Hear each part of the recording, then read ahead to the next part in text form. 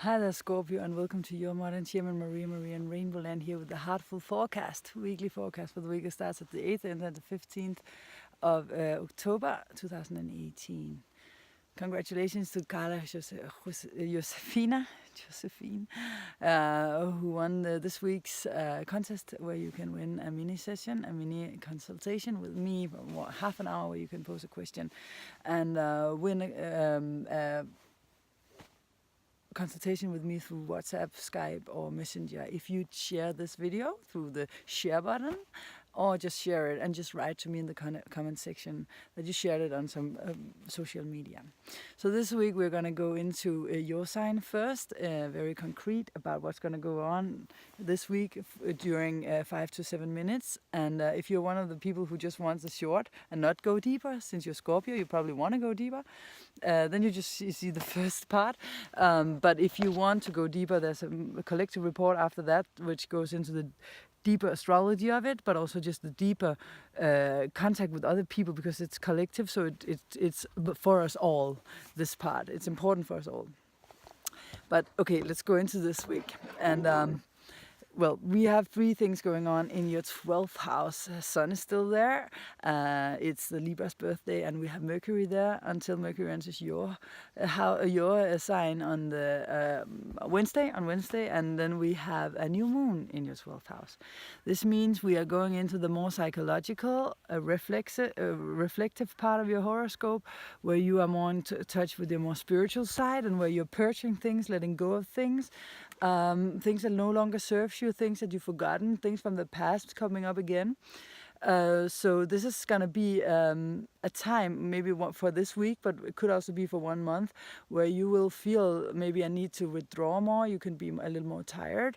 You can feel like you need to let go of something that you don't want to let go of, but you just remember spiritually that there's always a reason for things happening. Let's see where I am while I'm talking instead of just this.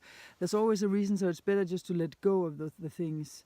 And when Mercury is coming into your sign, it's going to help you to still be focused upon your key aims, the things that you want in your life, the most important things in your life.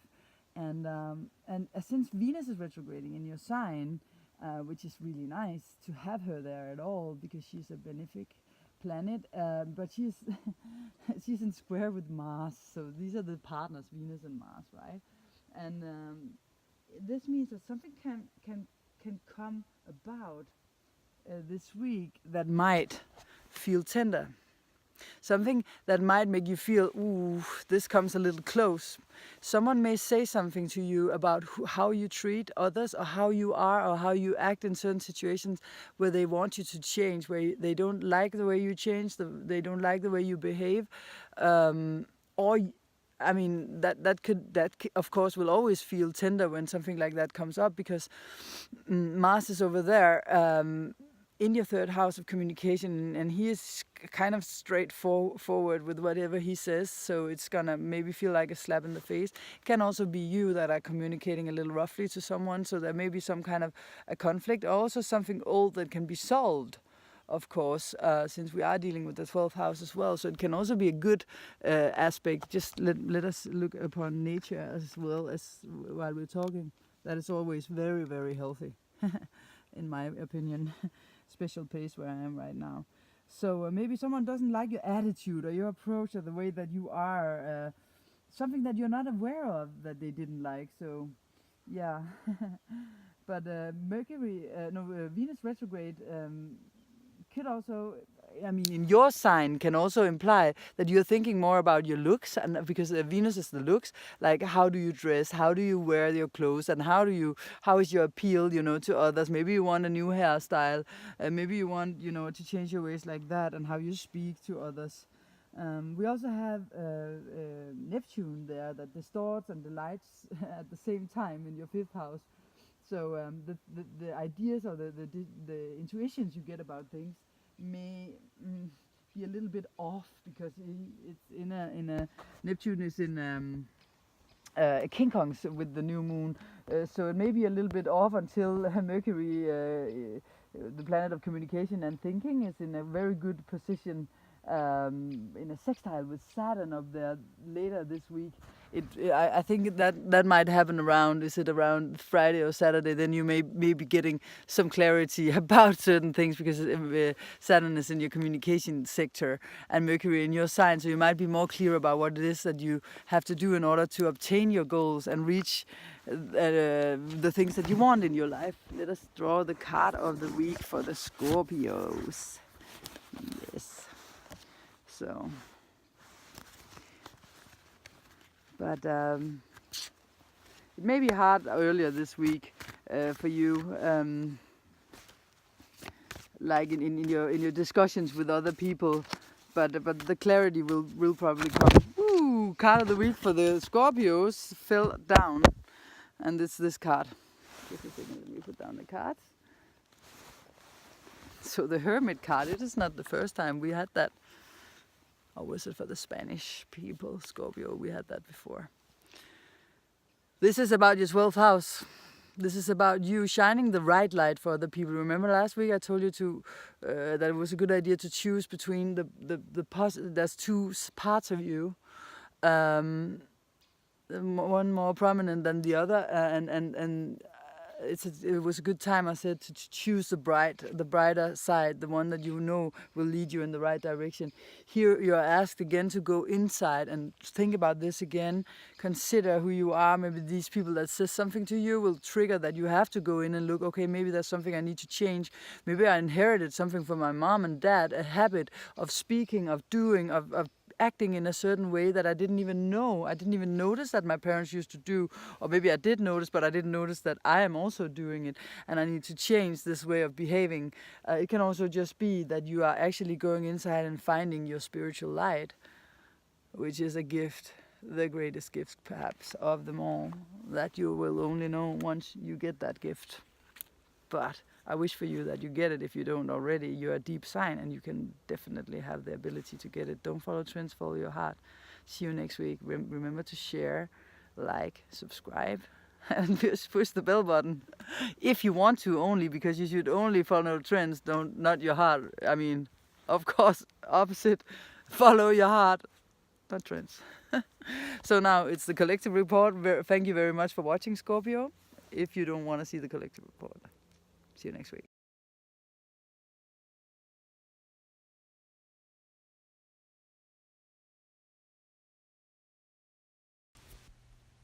Hi there again, and welcome to the collective report. And this week I am again around in my garden, and another very special magical place that you have seen before.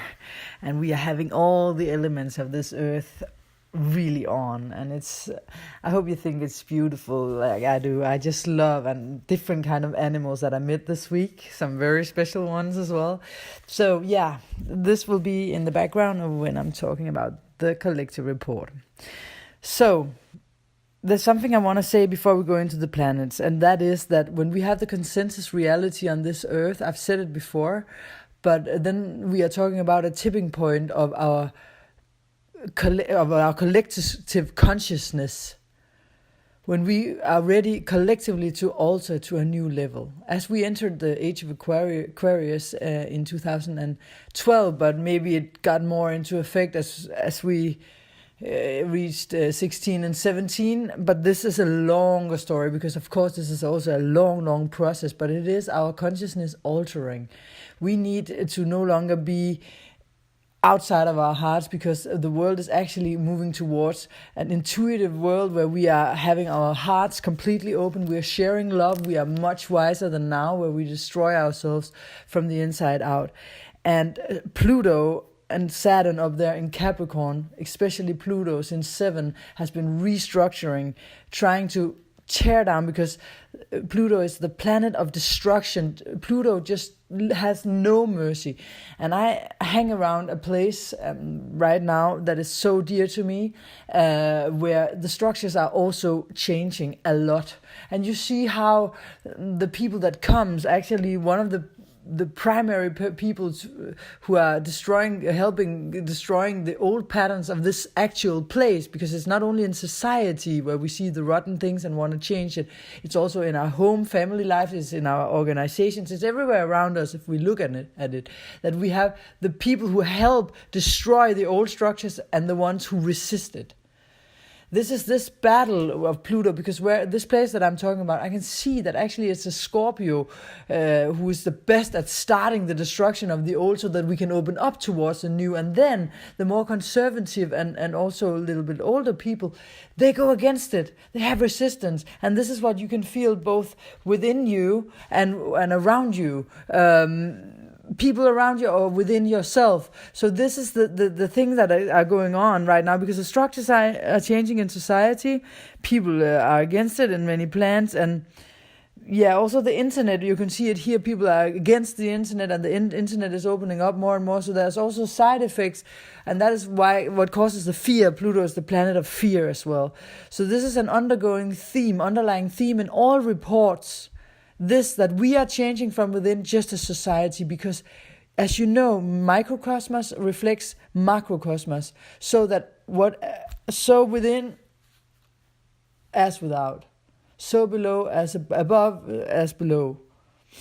So this means that, we are the world is a reflection of what's going on within us. That's why we need to change from within, then the outside world changes automatically. So we all make a difference. And there's this tipping point where a little more than 20% of the people on this planet, when we are at a reality point, a consensus reality point where around 20, 22, 25% of us all are aware of that we can live from the heart, that we can open ourselves to release the old. We do not have to live by the ego. We can live in trust of the other people, etc. When we are that many percentage, around 20 to 25, that live like this, not only think about it, but we live like this, then all the rest can follow easily, and the alteration of our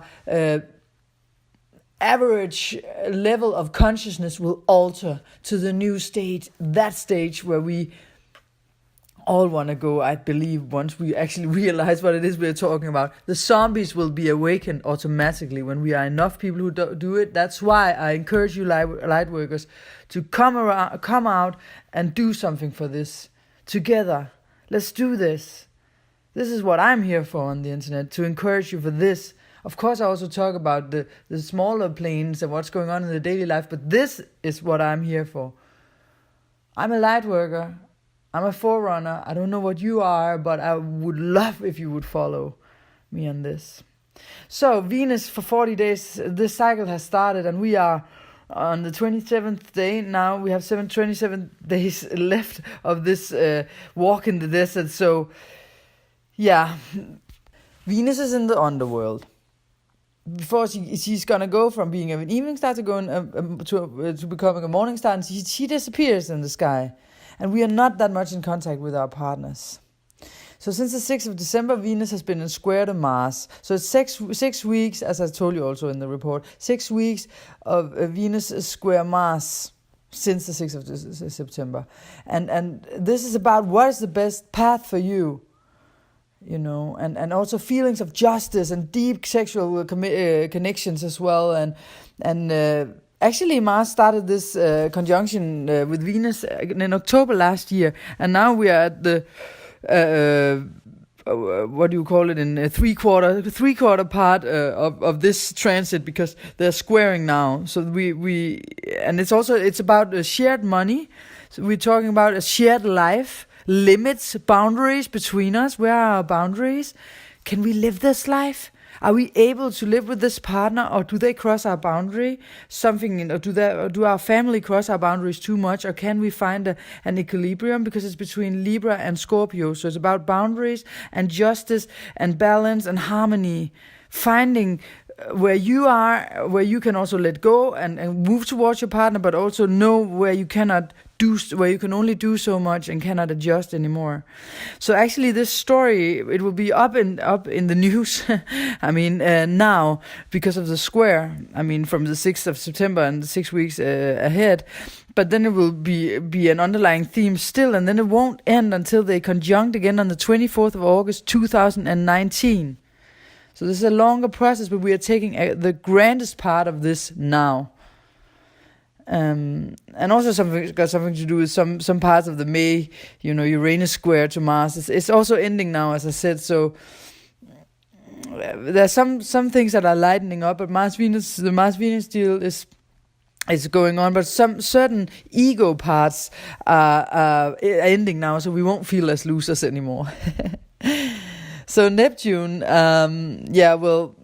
we have Neptune in Pisces. I want to mention Neptune as well. And mention Neptune, wherever Neptune are in your chart is where we blindly have to trust and have faith in the process.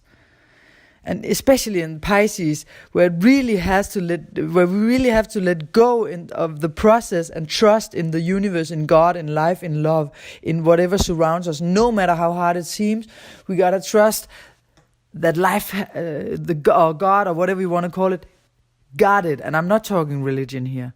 Religion is I don't want to condescend anyone, because I also come from a family which were Christian with the priest, etc. But it's kind of like the kindergarten of spirituality, and after spirituality, there's other layers of freedom. But with religion, we have to look at pictures. We have to have someone to do it for us. We are not actually walking the path until we reach spirituality, where we learn to walk ourselves. And when I talk about God, I'm not talking about religious God. I'm talking about Creator, all there is, the thing that's unnameable. So back to the Venus in retrograde Mars square, where it's gonna stand still for 10 days. It's kind of like, I want to enter this new world, but does it have the depth? Does it have what I want? And right now we are releasing so much intensely because of the new world we are entering. We have to release, so we have to take this intellectual and emotional confrontation with ourselves, and ourselves as the ones who has to decide what it is that we have to do. But again, I'm talking about the Neptune, where we have to trust the process and not fear it so much and worry so much. And all this dialogue that we had with ourselves about what others think, about what we do, or what does other people think about if I say this, For many of us, this has transcended. For me, indeed, it has. And now it's all about you, but also in much more, where you have to now think about yourself and your future. Are you with the right people? Did you take the right steps last week and the weeks before them? Did you take responsibility? Saturn is still King Konging the nodes to a certain extent. Well, 6 months from now, as we talked about in the past week, Chiron is going to come back into the Aries. So a lot of purging we have to do until then. What I really want to stress is that you have to think about the now. Don't worry about the future. Be in the now. Remember that we manifest our thoughts, so keep them clear. Jupiter's out in a month, and there will be a lot of shifts here. This Venus retrograde is radical. It's not normal. It's kind of like so potent, and since it's going from evening to morning star, and we are kind of in a cleaning process now, where we are, kind of in the car wash, maximum car wash, where you're the gold edition of the car wash, those kind of car washes. So this cleaning process, where it's not good to over-focus on knowing all that's going to happen. You have to let go of control, even though Saturn wants control. And also, there's another aspect. There was a mom that asked me this in one of the private sessions. She asked about this thing about the Scorpio. I have some really clever viewers because they know a lot about astrology, some of you guys. So, yeah. She was talking about the curling children aspect. She was not using that word that we are here in Denmark. I don't know how many of you guys use it, but that is where we do everything for our kids. Curling is this sport where you prepare the road for this thing that slides on the ice. So a curling child is someone where did you remember to pack your bag? Did you remember to put this in? Oh, how is your life gonna be? Let me buy you some more. Let me make sure you're the popular kid, so I get you the right shoes and the right, that is the curling phenomenon. And she just came out of a divorce, and it's so typical when you are in a divorce, because she felt guilty, because she made the mistake that most divorced parents do, and maybe you're a divorced child as well and know about this from your family. Because there will be also a lot of divorces in this period. There have been, and there will be, because we are changing. So we grow apart. So it's very important also to say this in advance. If you are in a divorce, remember not to buy your children because you miss them. It's not good. That's not what they want. They just want to know you're there and you love them. You don't show love by giving stuff. And that is Scorpio. That is the aspect we have now. If we don't put the right boundaries, and don't feel guilty if you already did, or if you feel tempted, etc. Because Scorpio is also guilt. So whatever we have done wrong, it doesn't not only to our kids or to upcoming kids situations, but whatever we know now that was wrong, just be happy that you realized it was wrong. There's no need to bang yourself in the head.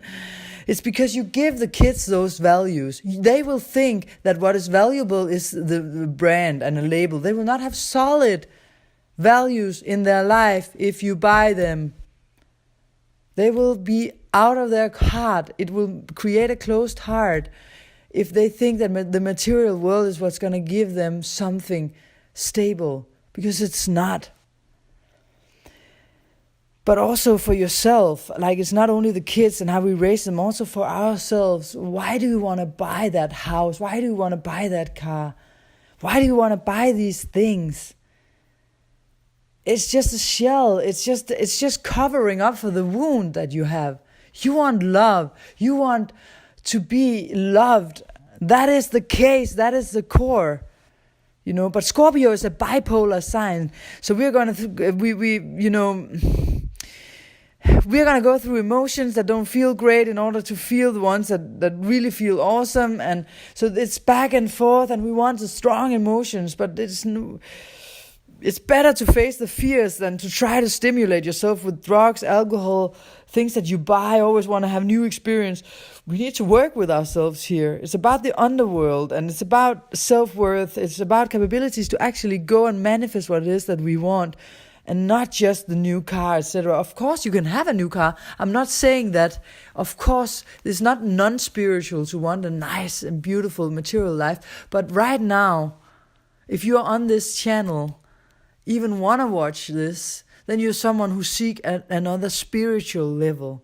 So we have to work on that level before. The other things will come if it's on our schedule, and if we really believe and trust that they can come and we want to work for it. But real happiness do not come through success, fame, money, status, all these things. I know it's a cliche to say, but this world, or even likes on Instagram, likes on Facebook, all these things. So both Saturn and Pluto are now going forward. They're moving towards a place where we're going to meet in 2020 in January, to the wildest conjunction in maybe 30 years. And here they're going to make a major cleaning of the structures we've been discovering. So better be prepared. Prepare yourself. Don't escape. It doesn't matter all these superficial things. We are here to change the world. So stop buying in to all these superficial things. They are not that important, as important it is for our Earth to go in the right direction now. Saturn conjunct Pluto is a major planetary thing occurring every 34 years. So the last conjunction was in November 1982, and the next is in January 2020. And that's when the two most serious and cold planets align. And these can be hard times, but if you have found happiness within, It won't be hard for you. But please let us teach our children that it's not in the outside world. We all fall and slip, but let us teach not only our children, also the people at our jobs, also everyone around us. We can make a difference wherever we are. That's what I'm here to encourage you to do. So don't follow trends, follow your heart. And I love that you have watched so far in this. So I send you all my love if you are on this part of this report and you are a light worker, and I support you from here. You can always write me in the comment section, and I will support whatever it is that you do to show the world that an open heart is the road forward. Not a huge wallet necessarily. Hugs, your modern shaman. Ciao. There is this angel saying, I'm gonna find my way back home. The secret is love, he said. You've got to lift yourself up. Try again, one day you will break through. What you love for will find you. Through all the hard times, I always seem to find the light in your eyes. We fall through. Don't follow trends, follow your heart.